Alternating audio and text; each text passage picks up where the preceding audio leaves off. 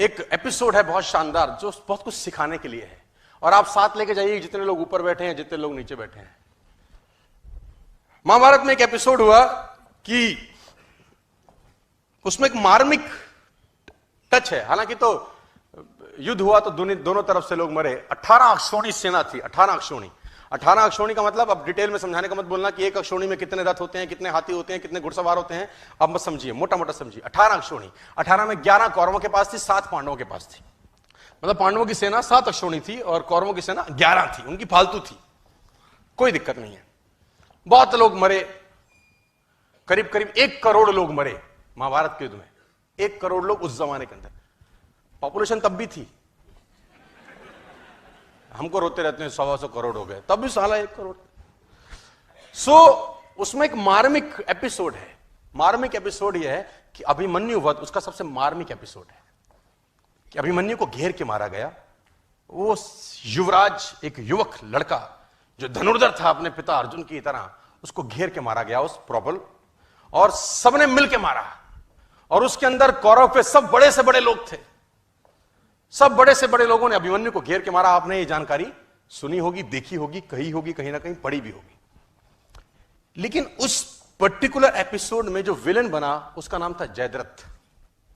उसने अभिमन्यु वध तो नहीं किया, लेकिन मरे हुए अभिमन्यु को लातों से मारा। जयद्रथ ने मरे हुए अभिमन्यु पे लात मारी।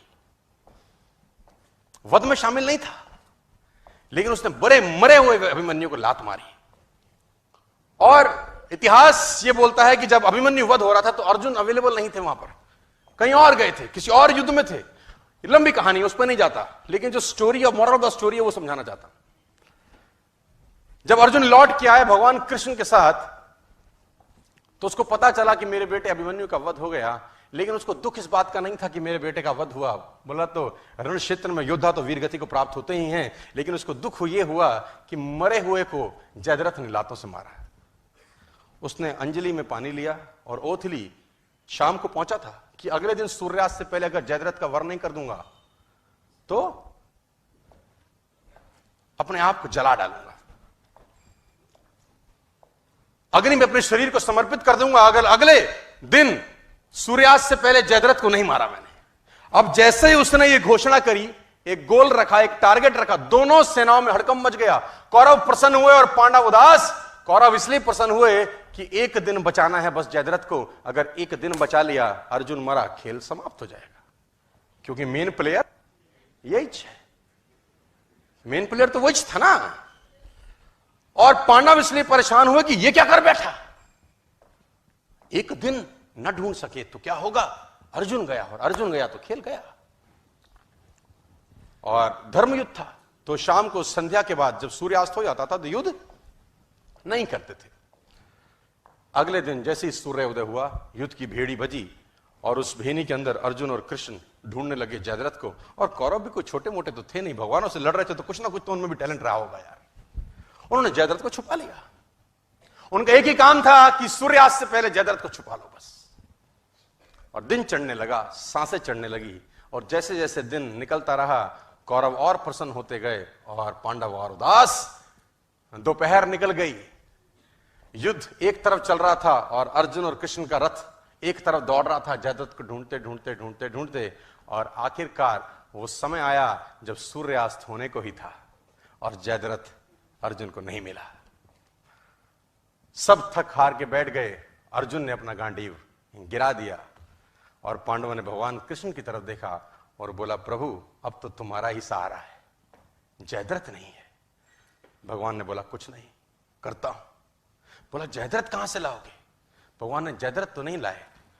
उन्होंने क्या किया, माया रची और बादलों को आदेश दिया और उन्होंने सूरज को ढक दिया। तो उन्होंने बोला, ये क्या करते हो। भगवान कृष्ण का जवाब सुनिए, साथ लेके जाइए। बोला, माहौल बनाता हूं। क्या बोले, विनिंग एटमॉस्फेयर। बोले, माहौल बनाता हूं। और जैसे ही बादल सूरज के सामने आए, सूरज छुप गया और उन नालायकों को लगा कि सूर्यास्त हो गया। बेवकूफ अपनी बेवकूफाना बातें बहुत जगह दिखा देते हैं। कहते हैं ना, गधे के सर पे सींग नहीं होते, वो अपनी हरकतों से बताता है कि मैं कथा हूं।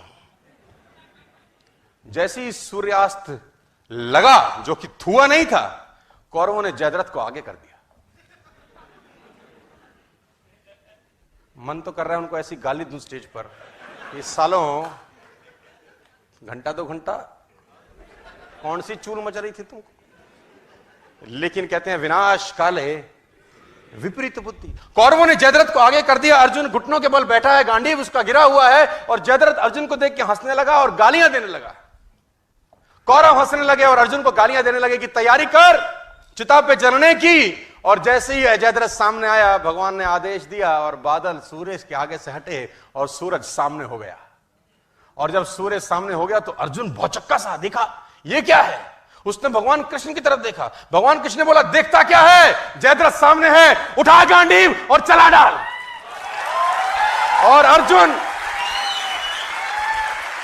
अर्जुन ने गांडीव उठाया और तीर चलाया और जयद्रथ का सर धड़ से अलग कर दी। जयद्रथ मारा गया। अब अर्जुन अगर ये सोचे कि मैंने मारा है तो वो सोच सकता है। नेटवर्क मार्केटिंग में बहुत सारे लोग ऐसा सोचते हैं कि उन्होंने किया है, लेकिन